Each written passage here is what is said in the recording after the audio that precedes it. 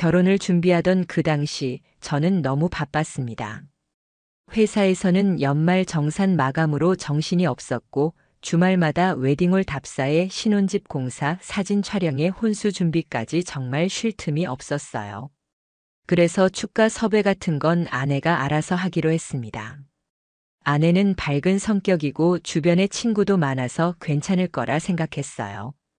오빠, 내가 진짜 감동적인 축가 부탁해도 돼? 당연하지, 누구한테 맡길 건데? 우리 대학 때 선배인데 노래 진짜 잘해. 교회에서 찬양팀도 오래 했고 음원도 낸 적 있어. 그 말만 듣고 저는 고개를 끄덕였습니다. 아내가 그렇게까지 말하는 사람이라면 분명 실력 있는 사람일 거라 생각했거든요. 그 당시엔 별로 깊게 생각하지 않았습니다. 설마 그게 제 인생을 뿌리째 흔들게 될 줄은 몰랐습니다. 결혼식 당일 예식장 입구에서 축가를 맡았다는 그 남자를 처음 봤습니다. 수트 차림에 머리를 깔끔하게 넘긴 외모, 어딘가 익숙한 듯 낯선 얼굴이었어요. 그는 저와 눈이 마주치자 웃으며 인사했습니다.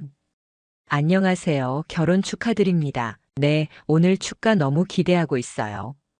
그가 웃으며 대기실로 향했고 곧 이어 리허설이 시작됐습니다. 마이크 테스트를 하며 그가 부른 노래는 꽤 감미로웠습니다. 사람들도 다들 감탄했죠. 저도 그땐 속으로 생각했어요. 아내가 정말 괜찮은 사람을 섭외했구나. 고맙다. 그런데 그날 밤 신혼여행 떠나기 전날이었죠. 아내는 축가를 다시 들어본다며 핸드폰을 들고 침대에 누워 있었고 이어폰 한쪽만 꽂고 희죽희죽 웃더라고요. 무슨 노래야? 오늘 축가 불렀던 거 다시 들어보는데 좋다. 뭔가 그 말투가 이상했지만 저는 피곤했기 때문에 그냥 넘겼습니다. 그때부터였을지도 모릅니다. 모든 이상함을 스쳐가듯 흘려보냈던 게. 신혼여행을 다녀온 뒤에도 아내는 SNS를 자주 했습니다.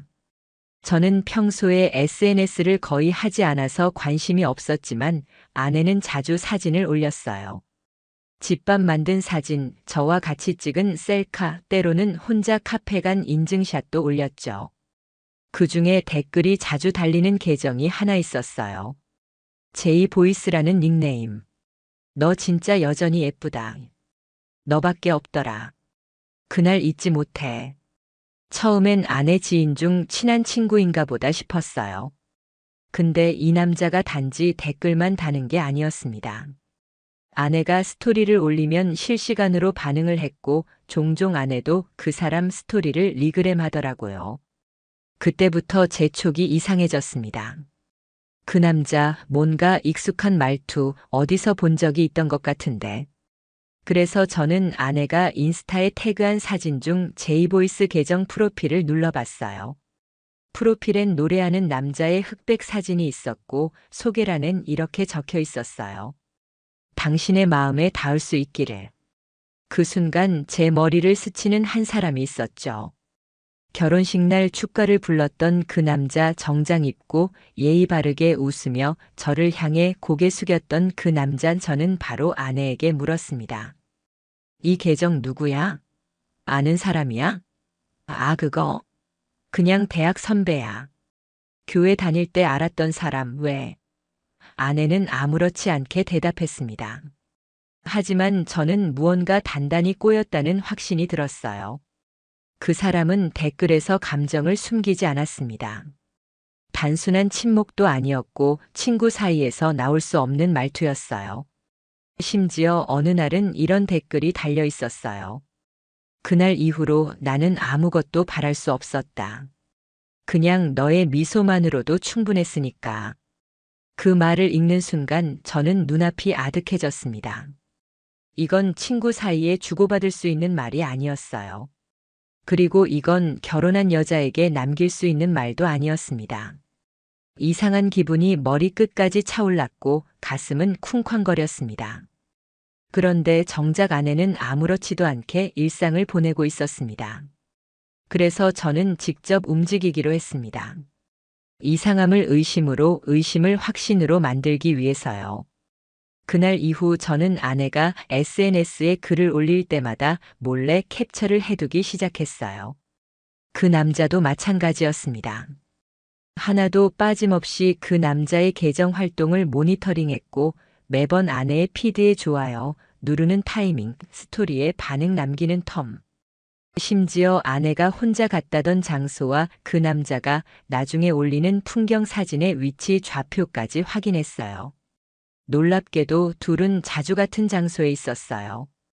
단 한 번도 사진에 함께 등장하지 않았지만 배경에 찍힌 그릇, 벽지, 창가뷰, 조명 색깔까지 하나하나 퍼즐처럼 맞아 들어갔습니다. 저는 더는 혼자 상상하고 싶지 않았습니다. 직접 확인해야만 했어요. 그리고 어느 날 기회가 왔습니다. 그날은 토요일이었고 아내는 친구와 카페 투어를 간다고 말했어요. 카페 투어라니 저는 그 단어부터 석연치 않았습니다. 그래서 일부러 외출하는 척하며 집을 나갔고 근처 카페에서 차 안에 숨어 기다렸습니다. 1시간쯤 지났을까요? 아내는 화장을 곱게 하고 트렌치 코트를 입고 집을 나섰습니다. 손엔 명품 미니백, 친구 만나러 가는 차림치고는 너무 정갈하고 세련됐어요. 저는 몰래 뒤를 밟았습니다. 택시를 타더군요. 차가 향한 곳은 의외로 번화가가 아닌 도심 외곽의 문화예술회관 부근이었어요. 그곳엔 오래된 재즈 카페와 복합 문화 공간들이 있었죠. 아내는 핸드폰을 만지며 그곳 카페 중 하나로 들어갔습니다. 10분쯤 뒤 그 남자 바로 그 축가남이 나타났습니다. 후드티에 블랙 슬랙스를 입고 고개를 푹 숙인 채 조심스럽게 그 카페 문을 밀고 들어갔어요. 저는 한동안 문 밖에 서서 아무 말도 하지 못했습니다. 손은 떨렸고 숨은 거칠어졌고 제 손안의 핸드폰은 점점 식은땀에 미끄러졌습니다. 그 순간 아내가 나를 속였다는 사실보다 결혼식 당일 축가를 부르던 그 남자의 눈빛이 떠올랐어요. 그는 노래를 부르면서도 아내 쪽만 바라보고 있었고 가사 하나하나에 감정을 담아 부르던 그 모습. 그게 단순한 무대 위 감정이 아니었다는 걸 이제야 뼈저리게 실감했습니다. 그날 저녁 아내는 아무 일도 없었다는 듯 돌아왔습니다. 밥도 잘 먹고 TV도 같이 보자고 했어요. 저는 그 모습을 보며 속으로 되뇌었습니다. 이 사람은 내 앞에서 너무나도 능숙하게 거짓말을 하고 있구나. 그리고 그 다음 날 아내가 씻는 사이 저는 거실에 둔 그녀의 노트북을 열었습니다. 아내는 메일과 사진, 메신저를 모두 연동해 두는 스타일이었기에 중요한 정보들이 많이 들어있을 거라 생각했죠. 그리고 아니나 다를까. 제이보이스 97땡땡닷컴이라는 메일 계정과 주고받은 메일이 보였습니다. 메일 제목은 이랬어요. 그날 이후 자꾸 생각나 손이 덜덜 떨렸습니다. 내용을 클릭했을 땐 진짜 숨이 멎는 기분이었어요. 그날 그 노래 부르면서 너를 쳐다볼 수 있다는 게 진짜 이상했어. 그렇게나 가까이 있었는데 넌 이제 내 여자가 아니니까. 그래도 내 마음은 그대로야. 넌 변하지 않았더라. 웃는 얼굴도 긴장할 때 무릎 꺾이는 버릇도 다 여전해서 미치겠더라. 나 오늘 밤에 내 생각에 잠을 못 잤어. 그 글을 읽고 있을 때 화장실에서 나오는 아내의 발소리가 들렸습니다. 저는 황급히 노트북을 닫고 침착한 척 소파에 앉았죠. 그녀는 수건으로 머리를 말리며 저를 힐끗 보더군요. 그리고 아무 일도 없었다는 듯 다시 드라마를 트는 모습. 저는 그날부터 제 옆에 있는 사람이 완전히 낯설게 느껴지기 시작했습니다. 그날 밤 저는 잠을 잘 수가 없었습니다. 눈을 감으면 자꾸 그 메일이 떠올랐고 결혼식장에서 노래 부르며 아내만 바라보던 그 남자의 얼굴이 머릿속을 헤집고 있었어요. 아내의 웃는 얼굴도 결혼식 사진도 신혼여행에서 둘이 찍었던 사진조차 전부 거짓처럼 느껴졌습니다. 제 옆에 누워 자고 있는 이 여자는 도대체 언제부터 그 남자와 다시 연락을 시작했던 걸까요? 결혼식 전부터였을까요? 아니면 결혼하고 나서였을까요? 저는 알아야겠다고 생각했습니다. 그래서 아내 몰래 그녀의 핸드폰을 보기로 결심했어요. 비밀번호는 생일로 설정되어 있었습니다. 워낙 자기 생일에 집착하던 사람이라 어렵지 않았죠. 잠든 틈을 타 조심스럽게 핸드폰을 열었고 카카오톡과 인스타그램을 먼저 확인했습니다. 하지만 둘 사이에 직접적인 메시지는 보이지 않았어요. 이상했어요. 메일은 그렇게 감정이 넘쳐났는데 채팅 앱에는 흔적이 없었습니다. 그러다 저는 비밀 폴더 앱을 발견했습니다. 클리너라는 이름으로 위장된 어플. 그 안에는 메신저처럼 구성된 화면이 있었고 그 남자의 이름은 제이로 저장되어 있었습니다. 스크롤을 내리자 둘의 대화가 수십 개 나왔습니다. 오늘 카페 너무 좋았지? 내가 앉았던 자리 아직 향기가 남은 것 같아. 남편이 의심 안 해? 우리 조심하자. 하지만 가끔은 다 들켜도 괜찮겠다 싶어. 너무 보고 싶다. 너랑 같이 있으면 내가 진짜 살아있는 사람 같아. 숨이 턱 막혔습니다. 저는 거기서 핸드폰을 꺼버렸고 한참 동안 멍하니 서 있었어요. 이게 현실이라는 게 믿기지 않았습니다. 이제는 의심이 아니라 확신이었어요. 그 둘은 분명히 결혼 이후에도 만남을 계속했고 심지어 그 남자는 아내를 여전히 자기 사람처럼 생각하고 있었어요. 결혼식은 도대체 뭐였을까요? 그 남자에게 축가는 이별이 아니라 다시 시작하는 사랑의 서곡이었던 걸까요?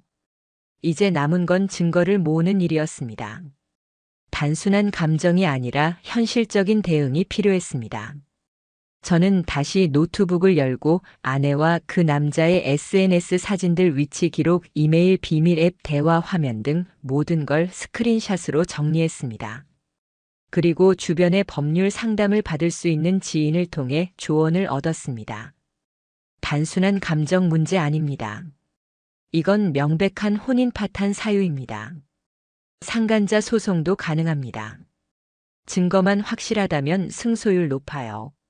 그 말을 듣고 나니 이게 단순히 저 혼자 감정적으로 무너지는 일이 아니라는 걸 실감했습니다. 법적으로도 도덕적으로도 그들의 행동은 정당화될 수 없는 거였어요. 그리고 저는 마지막 확인을 위해 그 남자의 직장을 찾았습니다. 그는 프리랜서 보컬 트레이너로 강남에 있는 모 실용음악 학원에서 일하고 있었어요. 저는 신분을 숨긴 채 상담을 가장하고 수강 문의를 했고 상담을 맡은 사람이 바로 그 남자였죠. 저를 보자 그는 잠깐 멈칫했어요. 저를 기억하고 있다는 표정이었습니다. 결혼식장에서 단 한 번 본 얼굴인데 이 남자는 저를 정확히 알아보더군요. 저는 일부러 아무렇지 않게 웃었습니다. 축가 부르신 적 있으시죠? 어디서 뵌 것 같아서요. 그는 순간 당황한 듯 했지만 곧 미소를 지으며 말했습니다. 아, 예, 맞아요. 가끔 부탁받고 하기도 해요. 그 목소리를 듣는 순간 그가 아내에게 보냈던 메일이 귀에 쿵쿵 울리는 것 같았습니다. 내가 앉았던 자리 아직 향기가 남은 것 같아. 그날 저는 그 학원 로비를 나오며 다짐했습니다. 끝까지 이 두 사람의 거짓말을 낱낱이 밝히겠다고요. 제 결혼이, 제 감정이, 제 인생이 무대 위 축가 한 곡으로 조롱당한 일이 아니길 바라면서 그날 이후 저는 아내의 일정을 본격적으로 추적하기 시작했습니다. 더는 상상과 감정에 기대고 싶지 않았습니다. 분노가 아니라 확신이 필요했어요. 결혼 생활을 지켜내기 위한 것이 아니었습니다. 이 결혼이 어디서부터 잘못됐는지를 밝혀내기 위한 싸움이었어요. 아내는 늘 그랬듯 일상적인 척 행동했어요. 회사 출근, 친구 모임, 딸기 카페, 플리마켓, SNS에는 여전히 평온한 사진이 올라왔고 사진 아래엔 늘 그 남자의 댓글이 빠지지 않았습니다. 그 남자는 말투를 바꾸기 시작했어요. 이젠 더 노골적이고 더 감정적이었습니다. 넌 여전히 내 마음속에 살아있다. 그날의 너를 다시 안아주고 싶다. 우리만 아는 추억이니까 계속 간직하자. 아내는 그 댓글에 좋아요를 눌렀습니다. 댓글엔 대답하지 않았지만 그건 거절도 아니었어요. 무시도 배척도 아닌 암묵적인 허용이었습니다. 저는 더 이상 망설일 수 없었습니다. 결정적으로 증거를 잡기 위해 제가 설치한 건 소형 위치 추적기였습니다. 자동차 키 안쪽에 몰래 장치를 넣었고 그녀가 외출하는 순간마다 실시간으로 확인했습니다. 어느 날 아내는 차를 타고 외곽 쪽으로 이동했습니다. 복잡한 시내와는 거리가 먼 조용한 주택가 근처에 위치한 곳이었습니다. 그 근처에는 작은 게스트 하우스들이 몇 군데 있었어요. 실제로 그녀의 차는 그중 하나 앞에 멈췄습니다. 사진을 찍었고 도착 시간을 기록했고 나오는 시간까지 기다렸습니다. 그 남자 역시 10분 뒤 그 게스트 하우스로 들어갔습니다. 같은 방향, 같은 문, 더 이상의 해석이 필요 없었습니다. 나중에 확보한 주차장 CCTV에는 그 남자가 먼저 들어간 뒤 아내가 조심스럽게 뒤따라가는 장면이 찍혀 있었습니다.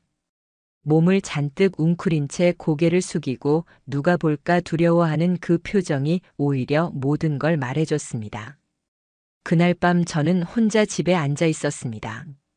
노트북을 켜고 지금까지 모은 자료들을 폴더별로 정리했어요. 사진, 메일, SNS 캡처, 위치 기록, CCTV 그리고 핸드폰 복제 프로그램으로 확보한 대화 내역까지. 이제 저는 단 하나의 결정만 남겨두고 있었습니다. 끝을 어떻게 낼 것인가, 이혼을 할 것인가 아니면 상간자 소송까지 진행할 것인가, 그게 남은 유일한 고민이었어요. 그때였습니다. 노트북 화면 속 아내의 인스타그램이 반짝이며 새로운 게시물이 올라왔습니다. 사진은 평범한 카페 한쪽 커피잔 2개, 초점은 커피에 맞춰져 있었지만 창가 유리에 비친 두 사람의 실루엣이 보였습니다. 아내의 얼굴, 그리고 그 남자의 얼굴. 둘 다 마스크를 끼고 있었지만 모습은 분명했습니다. 그들은 함께 사진을 찍고 그걸 숨기듯 슬쩍 올린 겁니다. 숨기려 했지만 이미 들켜 있었어요. 그 게시물을 보며 저는 확신했습니다. 이 사람은 제 인생을 같이 꾸릴 동반자가 아니라 평생을 기만한 배우자라는 걸요. 그리고 그 남자는 우리 결혼식장을 기점으로 내 인생의 균열을 만든 장본인이었습니다. 그 순간 저는 결혼식 날 들었던 그 축가가 귀에 다시 들리는 기분이었어요. 그 남자의 목소리, 그날 부른 가사, 그 노래의 제목조차 너무 뻔뻔했습니다. 사랑은 영원하다고, 시간이 지나도 너는 내 전부였다고 웃기지도 않았습니다. 그 축가 한 곡이 저에게는 악몽의 시발점이었습니다. 아내는 아무것도 모른 채 집으로 돌아왔습니다. 커피향이 잔뜩 뺀 옷, 낯선 향수 냄새, 그리고 어색하게 웃는 얼굴. 오빠, 오늘은 일찍 들어왔네? 저는 아무 말도 하지 않았습니다. 이제 말로 할 필요가 없었기 때문입니다. 증거는 다 모였고 결론은 눈앞에 있었으니까요. 그날 이후 저는 조용히 준비를 시작했습니다. 법률사무소에 자료를 제출했고 담당 변호사는 그 자리에서 말했습니다. 이 정도면 충분합니다. 혼인관계 파탄에 대한 정황과 물증 모두 확보됐습니다. 위자료 청구뿐 아니라 상간자 소송도 가능합니다. 전 그런 말이 위로가 될 줄 알았는데 솔직히 허무하더라고요. 내가 이렇게까지 해서 얻는 건 이혼과 손해배상이라는 합법적 결과뿐이었어요. 마음은 하나도 회복되지 않았습니다. 하지만 해야 했습니다. 그냥 참고 넘기면 이 결혼 자체가 농락당한 게 되니까요. 그 주 주말 저는 마지막으로 가족 행사에 참석했습니다. 아내와 함께 양가 부모님이 모이는 자리였고 모두가 저희 부부를 보고 웃고 있었어요. 요즘도 금슬 좋지? 신혼티가 안 빠졌네. 진짜 딱 맞는 커플 같아. 저는 그 말들을 들으며 묘하게 울컥했어요. 그래서 일부러 아내 손을 꼭 잡았습니다. 그녀는 놀라며 저를 쳐다봤어요. 하지만 그 눈빛조차 전혀 따뜻하지 않았습니다. 그날 저녁 저는 아내에게 말을 꺼냈습니다. 우리 얘기 좀 하자. 무슨 얘기? 결혼식 축가 부른 그 사람, 너랑 지금도 연락하고 있지? 아내는 표정 하나 바꾸지 않았습니다. 눈을 깜빡이더니 작은 한숨을 내쉬고 말했습니다. 너 진짜 그거 아직도 생각하는 거야? 그 말에 저는 더 이상 참지 않았습니다. 노트북을 열고 메일 캡처, 대화 내역, 위치 기록, CCTV 영상 모두 보여줬습니다. 그녀는 처음엔 부정했습니다. 그냥 친구야. 우연히 마주친 거야. 그 사람한텐 감정 없어. 하지만 결국 포기한 듯 고개를 숙였습니다. 미안해.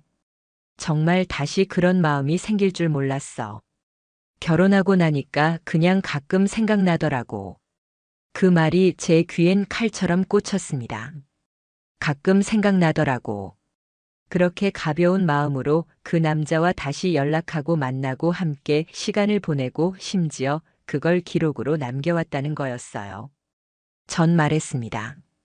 너는 내 앞에서 평생 거짓말을 해왔어. 결혼식이 시작이 아니었고 끝이었단 생각도 들어. 아내는 눈물을 보였지만 그 눈물은 저에게 아무런 의미가 없었습니다.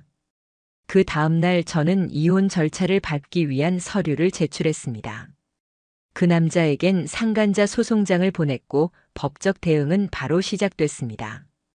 그 남자는 처음엔 무시했습니다. 난 그런 적 없다며 오리발을 내밀었죠. 하지만 제가 확보한 증거들을 열거하자 그제야 얼굴이 하얘지더군요. 그는 말했습니다. 그냥 노래 부르러 간 거였어요. 그때 감정이 복잡해서 이후에 가끔 만났던 건 맞는데 이렇게까지 될 줄은 몰랐어요. 그 사람 입에서 나온 그 한마디가 결국 모든 걸 요약했어요. 이렇게까지 될 줄은 몰랐다. 그 사람에겐 이게 그저 옛 감정에 휩쓸린 일탈이었을 수 있겠죠. 하지만 제게는 삶을 갈아 넣은 결혼의 전부였고 모든 인생 계획의 중심이었습니다. 법원은 저의 손을 들어줬고 위자료와 상간자 배상금이 확정됐습니다. 그 금액이 많고 적음을 떠나 이제는 더 이상 그 누구도 제 감정을 부정하지 못하게 된 겁니다. 이후 저는 혼자 이사를 했고 휴직을 한 달 내고 조용히 혼자만의 시간을 가졌습니다. 어느 날 핸드폰 앨범을 정리하다 결혼식 사진을 보게 됐습니다.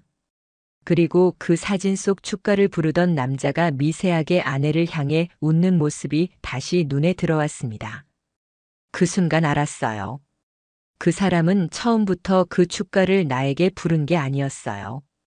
그건 철저히 아내에게 바친 노래였던 겁니다. 이제 저는 그 축가가 들려도 아무런 감정이 없습니다. 웃음도 눈물도 안 나요. 그저 그 노래는 두 사람만을 위한 것이었고 나는 그냥 그날 엑스트라였던 겁니다. 이렇게 저는 제 결혼의 진짜 주인공이 아니었다는 걸 너무 늦게 알게 됐습니다. 솔직히 말씀드리면 저는요, 감이 빠른 편도 아니고 의심이 많은 성격도 아니었습니다. 제 아내를 철석같이 믿고 살았고 가정에 문제 하나 없다고 생각하며 지냈어요. 근데요, 어느 순간부터 이상한 기분이 들기 시작했습니다. 퇴근하고 현관문을 열고 들어가면 예전과는 다른 공기가 느껴졌어요. 말로 표현하기 애매한데요. 뭐랄까, 집이 더 깨끗해졌는데 그게 이상하게 느껴졌다고 해야 할까요? 그리고 가장 신경 쓰였던 건 냄새였습니다. 예전엔 집에 들어서면 아내가 만든 음식 냄새라든지 가끔은 빨래 냄새 같은 그런 익숙한 가정집 특유의 향이 있었거든요. 그런데 그날부터는 뭔가 익숙하지 않은 향기가 퍼져 있었어요. 정확히는 샤워 후에 뿌리는 듯한 비누 향이랄지 뭔가 섬세하고 이국적인 디퓨저 향 같은 거였습니다. 냄새 자체는 불쾌하지 않았지만 이게 우리 집에서 왜 나지 싶은 아주 묘한 불쾌감이 느껴졌어요. 첫날은 대수롭지 않게 넘겼습니다. 아내가 디퓨저를 새로 샀나 싶었고 샤워하고 나왔나 보다 생각했어요. 근데 문제는 그 냄새가 계속됐다는 점이에요. 매일 퇴근하고 문 열면 그 냄새가 항상 같았어요. 향기 강도도 동일했고 마치 누가 제 출근 시간을 계산해서 그 시간 직전에 집 안을 정리하고 향을 흩뿌린 것처럼 딱 맞춰서 나더라고요. 저는 그때부터 조금씩 의심하기 시작했습니다. 그런데 문제는 증거가 없다는 것이었어요. 아내는 늘 똑같이 말했습니다. 오늘 청소 좀 했어. 향초 새 거 꺼냈어. 빨래 돌렸는데 섬유유연제가 바뀌었나 봐. 그런데요. 섬유유연제라기엔 너무 이국적이고 디퓨저라기엔 너무 강하고 그리고 그 향은 어느 한 공간에만 집중돼 있었어요. 바로 거실이었습니다. 침실은 이상하게 향이 약했고 화장실 쪽은 아예 무향이었어요. 근데 거실 소파 앞 그 자리에만 항상 향이 강했습니다. 그 즈음부터 소파 주변이 눈에 들어오기 시작했어요. 어느 날 소파 쿠션이 미묘하게 방향이 달랐습니다. 아내는 늘 각 잡는 성격인데 그날만 유독 비스듬하게 기울어져 있었고 테이블 위엔 반쯤 남은 와인잔이 있었어요. 그날 저는 물었죠. 이거 와인 마셨어? 아내는 아무렇지 않게 대답했어요. 응, 혼자 좀 마셨어. 요즘 스트레스가 많아서 근데 그 잔 입술 자국이 2개였어요. 제가 봤습니다. 안쪽에 희미하게 남은 립 자국 그리고 바깥쪽에 큰 입술의 흔적 그때부터 진짜 불안해지기 시작했습니다. 근데 저는 여전히 그냥 기분 탓이겠거니 넘기려 했어요. 그 다음날 아침 출근하려고 양말을 찾는데 이상한 걸 하나 발견했어요. 아내 옷장에 있던 양말 서랍 속에서 남성용 브랜드 속옷 하나가 접혀 있던 겁니다. 그것도 제가 절대 입지 않는 브랜드 색깔도 스타일도 완전히 이질적이었어요. 이건 뭐야? 그 순간 저도 모르게 소리쳤습니다. 아내는 놀란 얼굴로 방에 들어왔고 제가 그 속옷을 들고 있자 잠깐 멈칫하더니 말했어요. 그거? 아, 예전에 빨래방에서 잘못 들어온 거야. 몇 달 전부터 있었는데 버린다는 걸 깜빡했네. 그 변명 들었을 때요, 온몸이 얼어붙는 줄 알았어요. 왜냐면요, 그 브랜드는 제가 예전에 회사 동기한테 생일 선물로 준 적이 있는 브랜드였거든요. 그 순간 제 머릿속에 번개처럼 스쳐간 게 있었습니다. 우리 집에서 나던 냄새 그 냄새랑 똑같은 향이 그 동기놈이 자주 쓰는 향수랑 비슷했다는 것 저는 그때부터 머릿속이 복잡해졌습니다. 설마 아니겠지. 그래도 친구였는데 설마 우리 집에? 하지만요, 의심은요, 한 번 들면 절대 사라지지 않아요. 그날 밤 잠든 아내 옆에서 핸드폰을 살짝 열어봤습니다. 잠금 해제는 돼 있었고 카톡 창엔 지워진 흔적이 가득했어요. 최근 대화 목록은 3개밖에 없고 그마저도 전부 읽은 메시지 없음 상태. 이건요, 누가 일부러 지운 겁니다. 증거를 없애려는 흔적이 너무 노골적이었어요. 그리고 그렇게 지운 사람은 절대 처음이 아닐 겁니다. 그날 이후로 저는 아내와의 일상이 하나도 편하지 않았습니다. 아내는 여전히 웃었고 아침이면 도시락을 챙겨줬고 저녁이면 오늘은 어땠어? 하고 물어봤습니다. 그 모습이 예전과 똑같았다는 게 더 소름 끼쳤어요. 내가 모르는 사이에 이미 모든 게 진행되고 있었구나. 이런 생각이 머릿속에 깊게 박혀 있었어요. 그런데 제가 가장 못 견디겠던 건 내가 바보가 된 것 같은 느낌이었습니다. 그런 일들이 있었는데도 정확한 증거가 없다는 이유로 마치 제가 예민한 사람처럼 보였고 아내는 그런 제 모습에 오히려 짜증을 내기 시작했습니다. 왜 요즘 따라 그렇게 날 이상하게 봐? 할 말이 있으면 그냥 말을 해. 뒤에서 쭈뼛쭈뼛 대지 말고 아내가 그렇게 말했을 때요. 와, 진짜 제가 뭘 잘못했는지 모르겠더라고요. 그날부터 저는 결심했어요. 직접 확인해야겠다고요.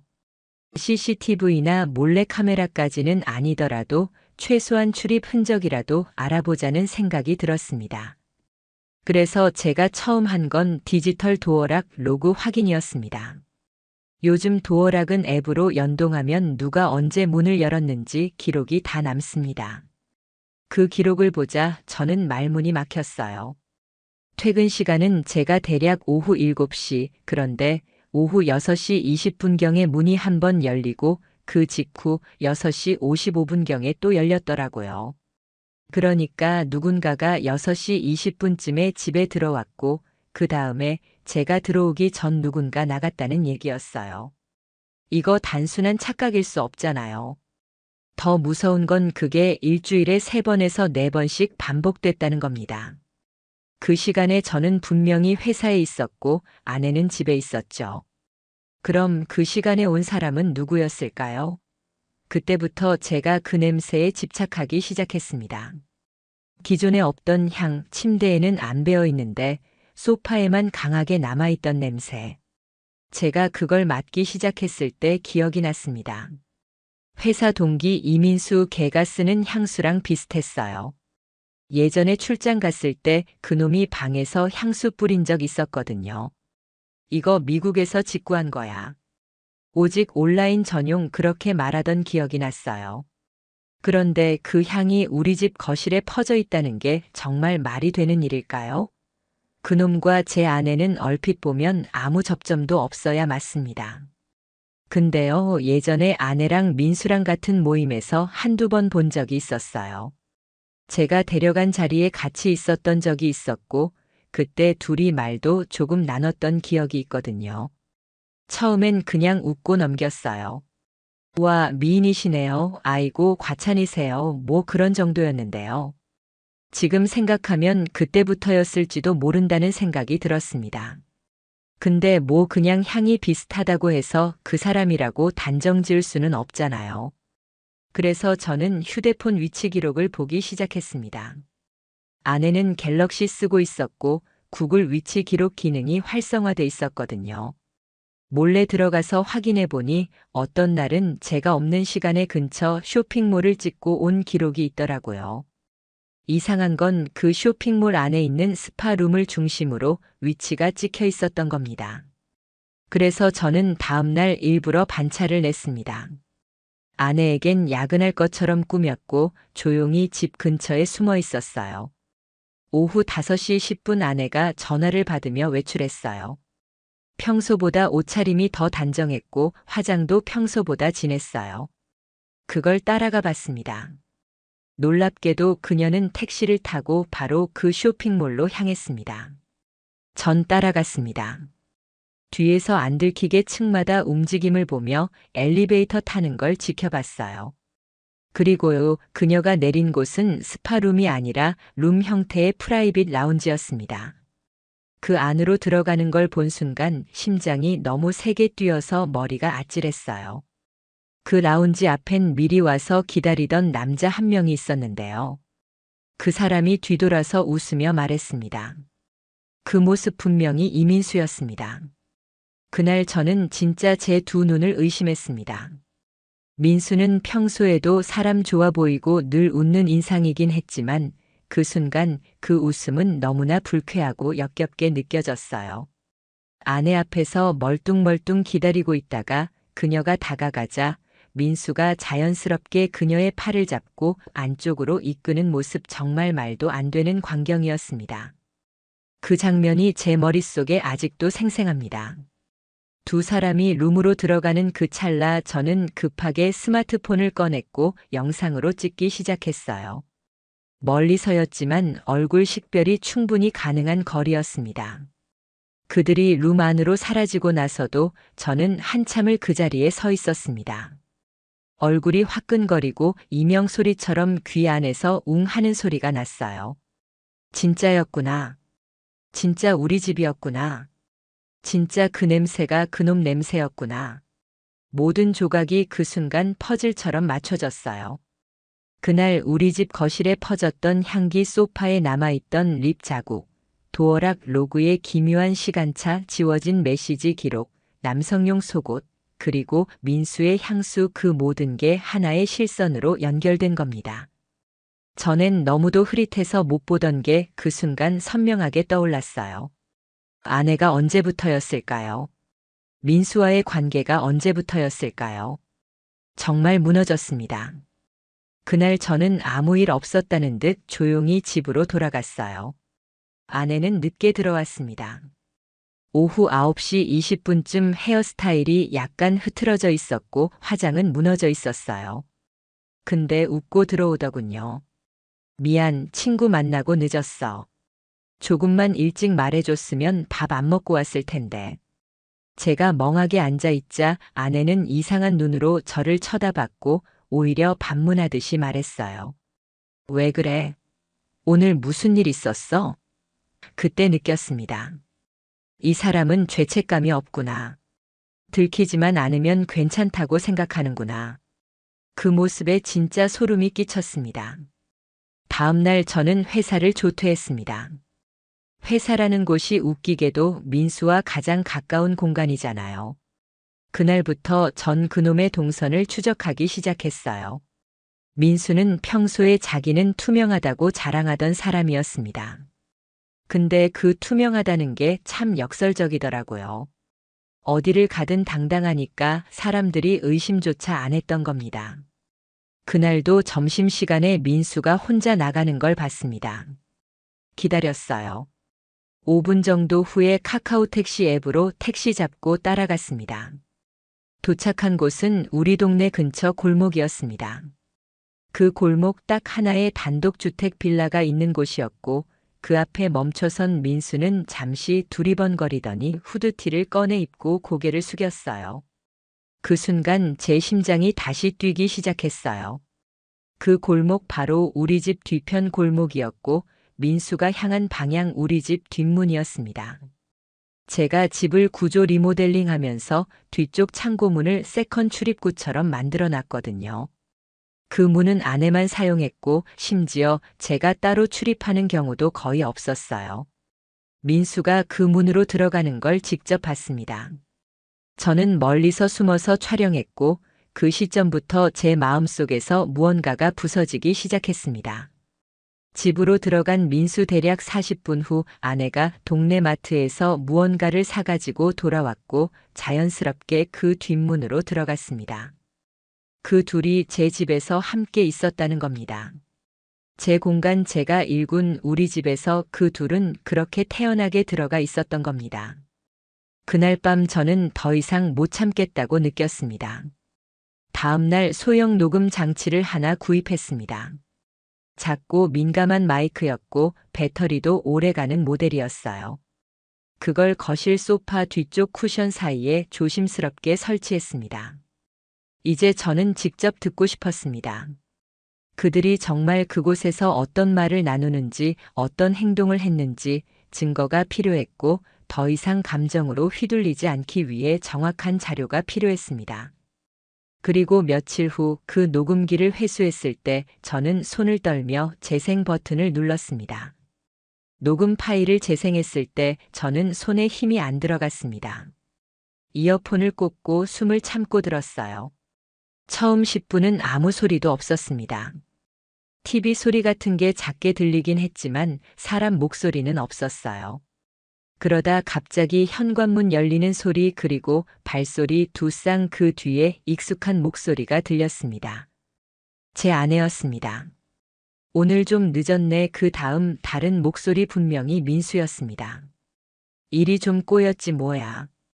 근데 너 얼굴 보니까 풀린다. 그 한마디에 제 온몸에서 소름이 돋았습니다. 그리고 그 다음 대화가 정말 끔찍했어요. 이거 뭐야? 와인까지 꺼냈어? 응, 지난번에 마시다 남은 거. 당신 좋아하잖아. 근데 너 요즘 너무 과감해졌어. 이래도 돼? 어차피 걘 모르잖아. 걔 바보야. 그 말이 마치 쇠모처럼 귀에 박혔습니다. 제가요. 저라는 사람을 그렇게 불렀습니다. 그 다음엔 둘이 웃는 소리가 났습니다. 그 웃음, 그 소리 정말 미쳐버릴 것 같았어요. 그 후로도 둘은 식탁에 앉아서 이런저런 얘기를 나눴습니다. 근데 대화 내용이 진짜 저를 무너뜨리더군요. 근데 걔랑 왜 아직도 같이 살아? 이혼하면 뭐가 복잡하잖아. 아직은 그냥 이대로가 좋아. 너무 웃기다. 집은 걔 명의인데 우리가 더 자주 쓰네. 걔는 지가 지킨다고 생각하겠지.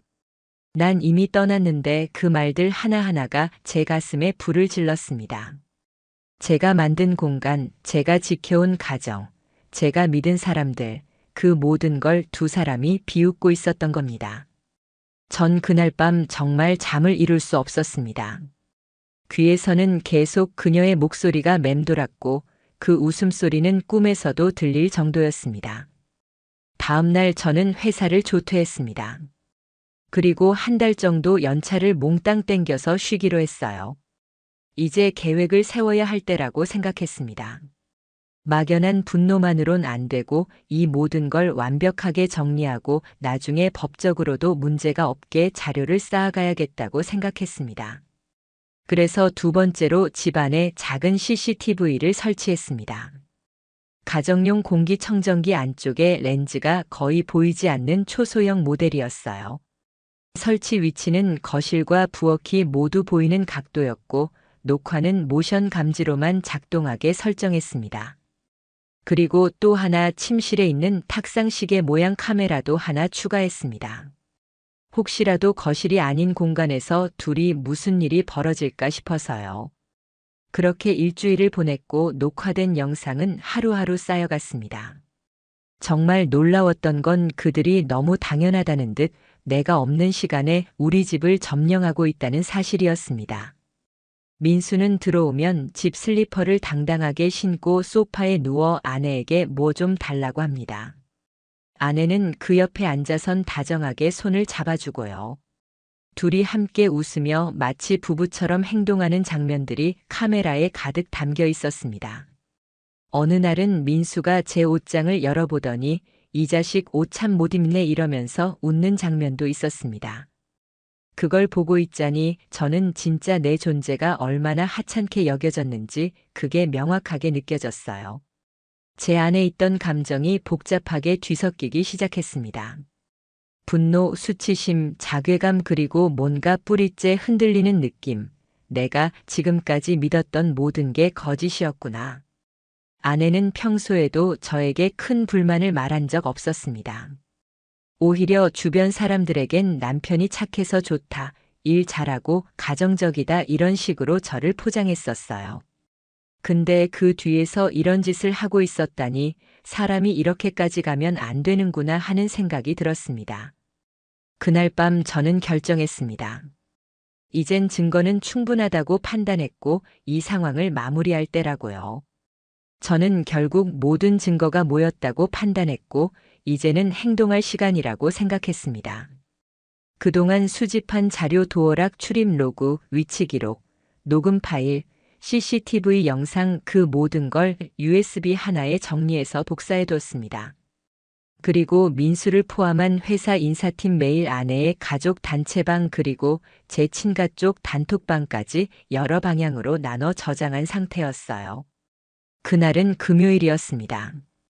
회사에서 회식 핑계를 댄 저는 일부러 평소보다 2시간 늦게 들어가기로 했고 그 사이 그들이 우리 집에서 또 어떤 짓을 하는지 마지막으로 지켜보기로 했어요. 녹화 장치와 핸드폰 모두 실시간 연동으로 켜두고 근처 카페에서 상황을 지켜봤습니다. 오후 6시 28분 민수가 들어옵니다. 도어락이 열리고 그가 들어와선 소파에 눕습니다.